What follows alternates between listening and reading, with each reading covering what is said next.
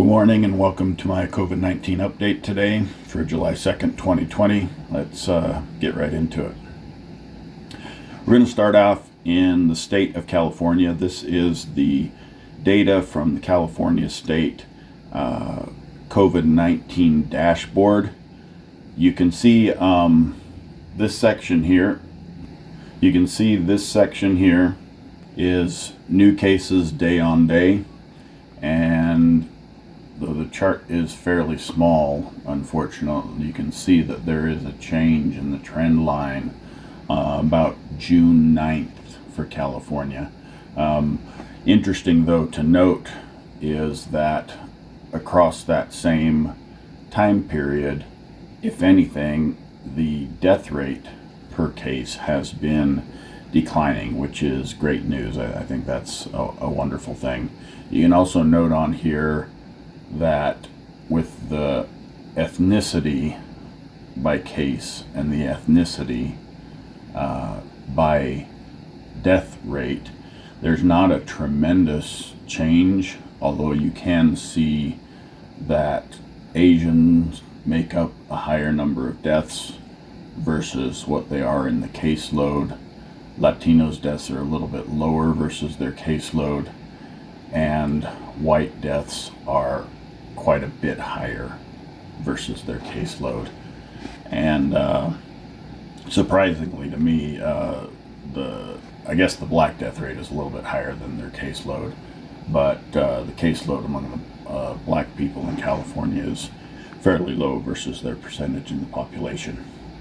So I drilled down a little bit and exported some data for Los Angeles County for the last 30 days because I wanted to take a closer look at what's going on there.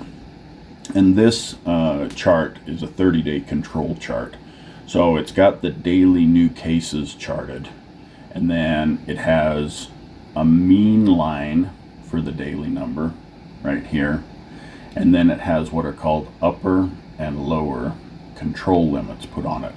And the upper and lower control limit are essentially a third standard deviation number, and it's used when you're doing process improvement, for example, to find out whether something that you have done has affected the results of your data.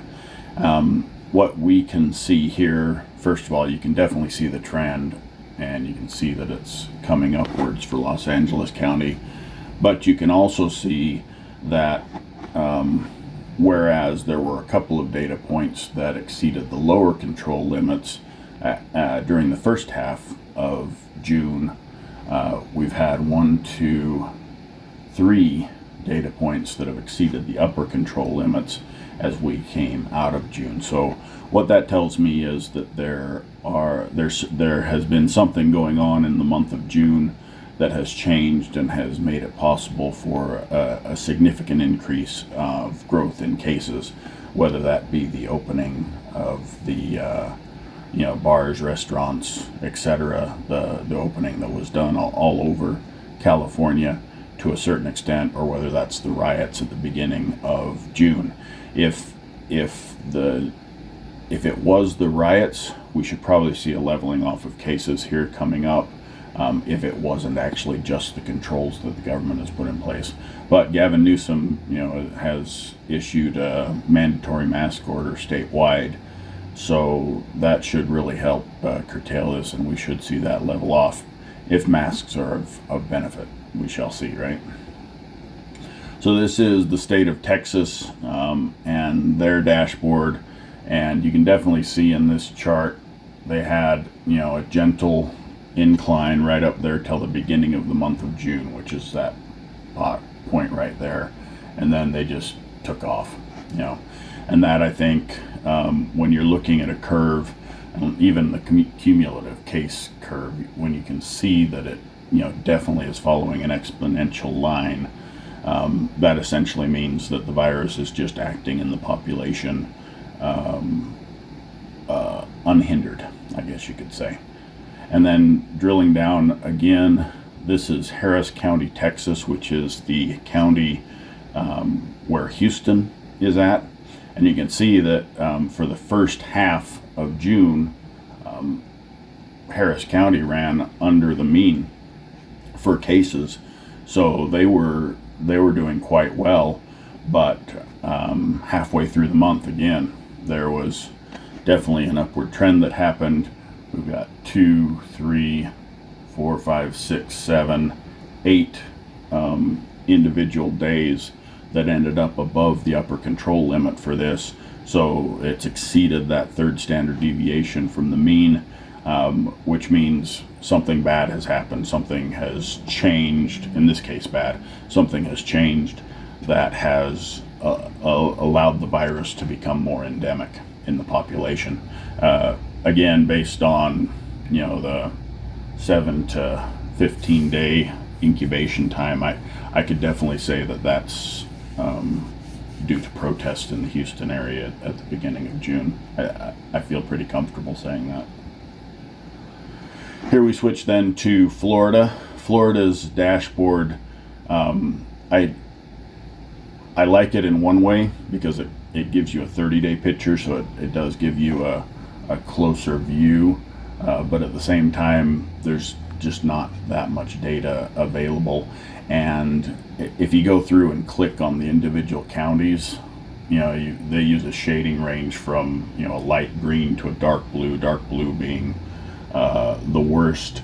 I guess they've got Miami area in black. I'm not sure what black means. Is it underwater or is it disappeared? But so their shading ranges could have some attention paid to them, because if you go and click on the individual counties, you find that the case rates in the population are quite disparate. There's you could have 800 per 100,000 in a county that's dark blue, and then the next county over that's also dark blue, you could have 1,600, which is double, right? So that, it doesn't make sense.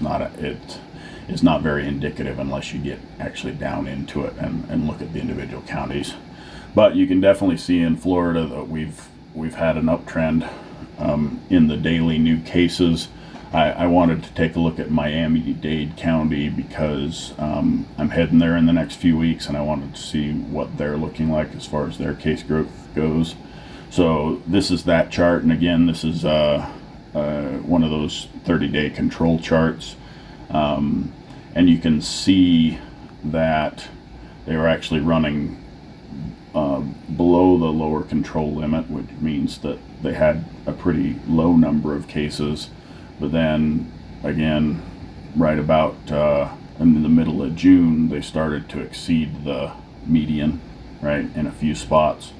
And then since, looks like the 24th of June, every data point has been above the upper control limit. And since, looks like 22nd, 23rd, it's been above the mean. So again, there was a sharp upswing mid to late June, in this case in the Miami-Dade area, and so they're going to need to do something to get it under control.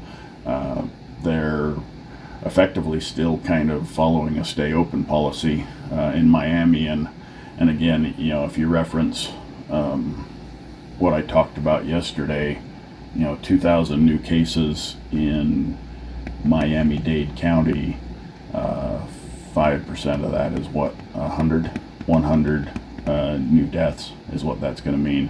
And I have to say that based on the higher mortality among the black population, it's going to hit Miami-Dade County harder than a lot of places in the nation, because the black population in Miami-Dade, between Haitians and African Americans, and even Cubans, black Cubans, is quite high.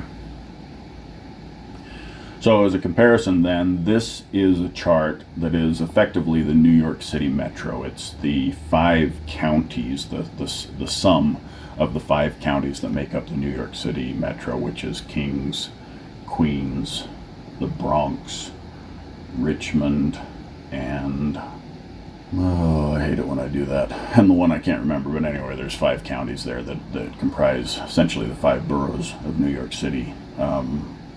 And So you can see that New York City, over that same month that I've been showing you in these other counties, they've actually managed to keep the trend line going down, and in fact have 1, 2, 3, 4, 5, 6 daily numbers right there at the end that are below the lower control limit, which, so those other ones show that something bad is happening. Here in New York, it shows that something good is happening.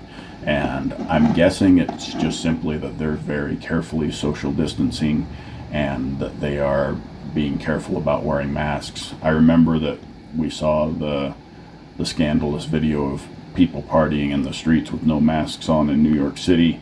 I almost want to believe that it's possible that those are people who tested positive previously, so they feel like they're immune. Which, if that's the case, if people feel like they can do what they want to do in New York City after they've had the virus, we don't know for sure that you can't get it again. But in my mind, it does make sense immunologically that if you have had the virus and recovered from it, you will have immunity from it for at least a certain period of time. That makes sense to me. So that's my update for today. Thanks very much for watching. As always, wash your hands with soap and water frequently. Don't touch your face. If you don't have water, use hand sanitizer. And wear a face covering of some sort in all public spaces, especially when you can't social distance, especially when you're indoors. If you need to go shopping and you hate to wear a mask, just think to yourself, okay, this is a 15-minute shopping trip. I can do this for 15 minutes. And wear the mask. It gives you protection, but even more, it gives others protection. Be a good neighbor. Live the golden rule. Do unto others as you would have others do unto you. And we can improve and slow down the spread of this virus if we can work together. Thanks.